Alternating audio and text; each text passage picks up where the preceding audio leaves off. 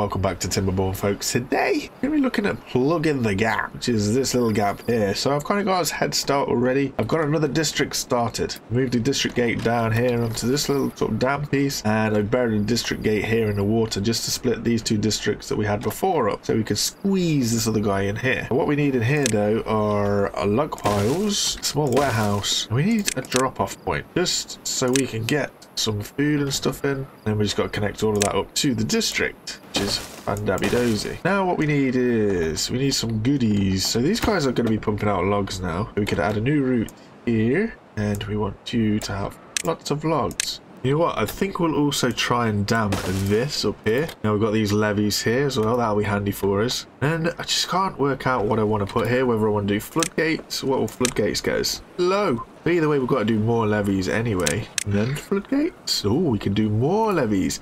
Obviously, if we do more levees, then we're going to lose a big chunk of water behind it that we can't actually do anything about. So what we want to do here is get ourselves in a position where we can stick level 3 floodgates up as high as we can. So that should be there. Boom. We're going to be aiming for something a little bit like this. That way we can hold back some water. Then I'm just going to work out how we can pump out when the water is super low. Which means we're going to be needing to pump up maybe. Also might not ever get that point. So let's not panic about it. Let's just build this and see what happens. I just wanted to build the steps. Then once I've built the steps, I can start lumberjacking some of the trees around here so we can have more logs. I want to build the house as well so they don't die, which they probably will do soon.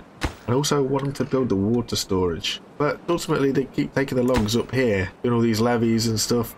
But I just want them to crack on. Do the important things around the house first. A little bit of housekeeping. Awesome, so we've got the water storage tank sorted. So that means they can now take the water out of here, put it in the tank, which will free up a little bit of room. So hopefully we might get some more stuff. Don't know what stuff is, but we'll get some more stuff. We've got a little home to live in. Awesome. Great power comes great responsibility. Or just a requirement for another home, which we can fit in there. Nice to see they're putting themselves to use and getting on with the dam. It's good. It is good. We need a forester down here without a doubt. Ooh, decisions. Where can we squeeze them? We squeeze them in there. That means that we can plant a load of birch trees around here.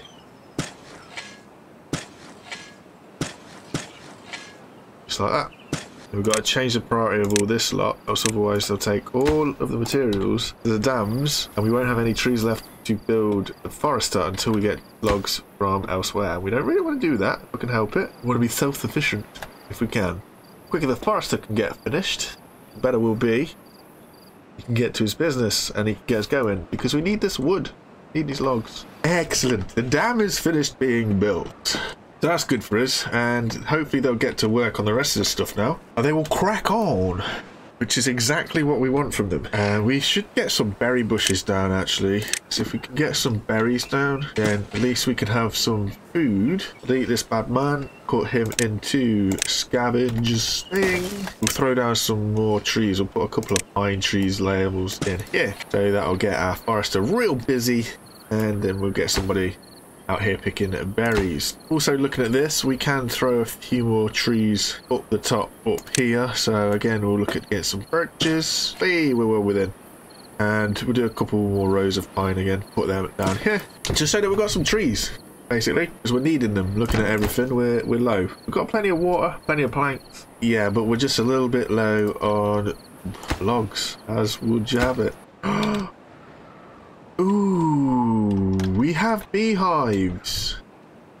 We do have beehives. Now, unfortunately, we don't necessarily need beehives anymore due to the fact that our crops are just absolutely smashing it, doing so well.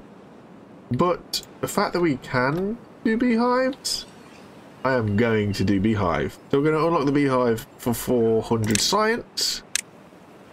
And I guess we're going to just whack it in the middle of the field somewhere. There's no rhyme or reason to put it here. It's just where it's going to be, I guess. So hopefully we'll get somebody out to root that crop up. Then we'll get the beehive down. So the beehive is... It just boosts the growth speed of nearby crops. Doesn't tell you by what percentage or anything like that. But they're just quicker. So that'll do me. Get that down there, which means we can grow carrots quicker and we can grow some wheat quicker. All we've got to do is wait for all the goodies to turn up, logs, planks and paper. This will be a cool little beehive that they'll do tomorrow morning. Hey, one shakes your little beehive. That's cool. So I don't actually know how quick that's going to have an influence on the plants around it. So if we compare this plant to this plant, it's quite a big jump, but obviously we don't know when they were harvested. But that's a great way to boost food, even though we've got a ridiculous amount of food now. So we're good. Potatoes, we've still got nearly 5,000 potatoes, but we've got 10,000 grilled potatoes. Don't think we're going to have an issue there. Same with wheat and everything, really. We might be able to nick some maple syrup and do something lovely with maple syrup crackeries. I wonder if the beehive has any effect whatsoever on the trees. I don't think it would do, but we'll throw this down here because it's with the trees and the bushes. And I guess we can see what happens. No, we can't because we've got no paper over here. Never mind. We'll ignore that one. Delete that one. I can't be bothered to transport paper across. We don't need it. These guys are only here to dam this hole anyway.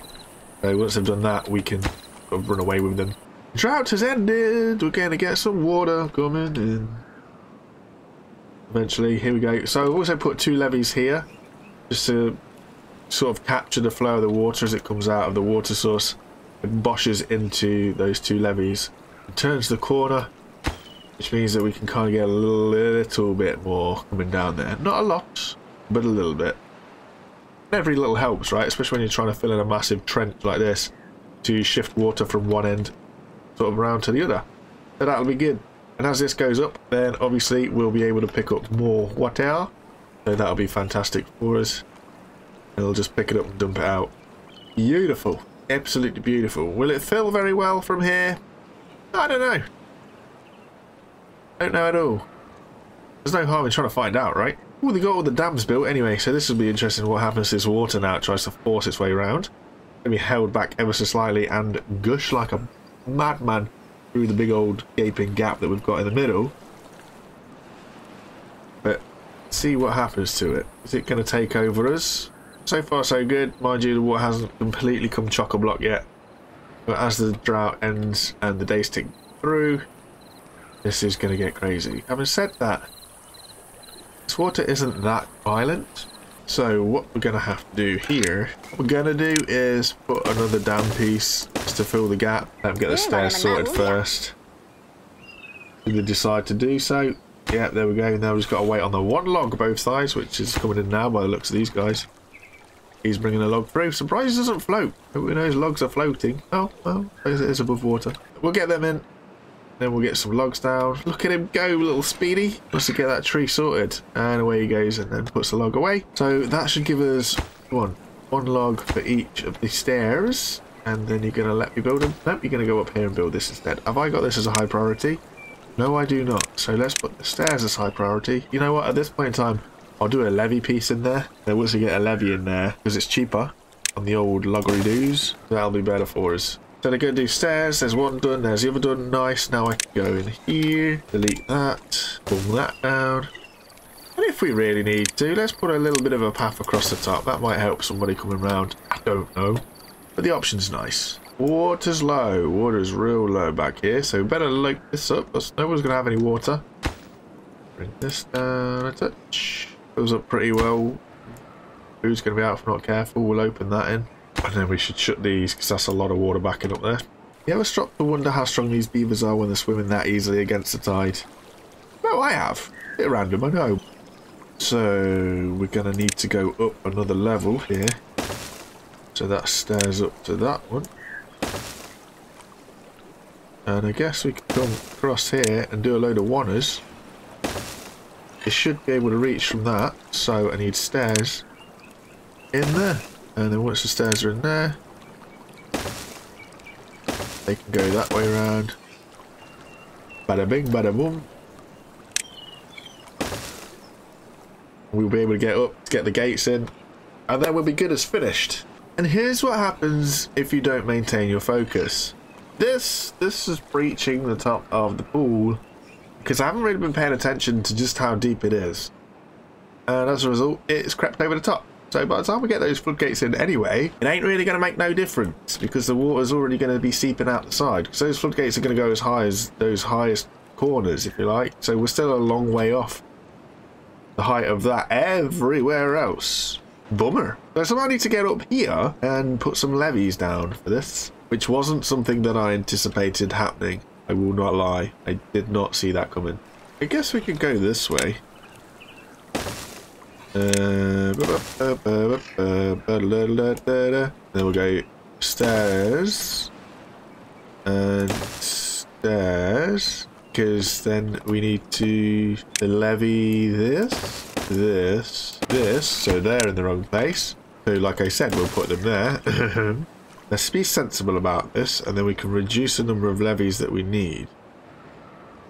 Because levies can work in the diagonal. So if we go this way and this way, wow, just a few. But I think it's best, if possible, and I don't know how possible it'll be because we're getting quite far away from the old centre. That's kind of what we want to do there. Yay, and that'll do it, right? How far away from the district centre? Oh, that'll be fine. Oh, that's awesome. Lovely, lovely jubbly. Now we just need, like, so many logs. It's just ridiculous. We could just put in a few more beavers just to help with everything, but I'm not too sure. There's not going to be much point because we haven't got the wood. And they're trying their best. They are trying their best. The best is not good enough. Meanwhile, back at home base, I think we can build something. Let's build something big. So what have we got? Let's go for a monument. Go for a labour monument. It's going to take 200. Wow, that's a big old thing. Can we get him on a roof? Can we get him on a roof? Let's get him up here, because that is one heck of an influencing area. We'll get him a little bit of a way set up over there. There we go. Oh, they're already loading him up with logs. Okay, they can reach him from below. So what does that do? Let's get us a beaver and find out. It's a labour monument. A labour monument gives him 25% work speed. Ooh, that'll be lovely.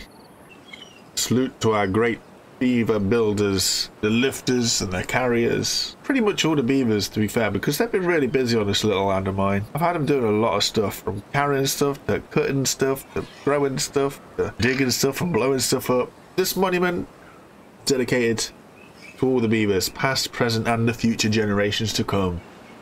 You boys have made a mess of this land on my behalf, and I appreciate you for it. That's a neat little guy, isn't he? Look at him. Look at the little detail on him. There's only 200 logs. I love this little homeland. We completely and utterly altered this so much as well, and now it's just a green, beautiful land. Thankfully, we've driven ourselves further north to make a right old mess of the rest of it around here. Slow and steady wins the race, and we'll eventually fill this up, and then I have no idea what I'm going to do with the water. In all honesty, I'm feeling we'll probably do another level, and we're going to go to the Iron Teeth. Other than constantly building this map over and over and over and just wrecking it even more, I really don't know what to do. We've explored most things, and we've got to keep some things back. The Iron Teeth. I know the Iron Teeth are a little bit different. It'll be interesting to see what they do. So I shall leave it here. We'll probably revisit this another time. But thank you very much, everybody that's dropped in for this Folktales The Islands playthrough. You guys have been interesting. You guys have been lovely. Thank you very much. And I shall see you again next time. Take it easy and bye for now. Bye, everybody.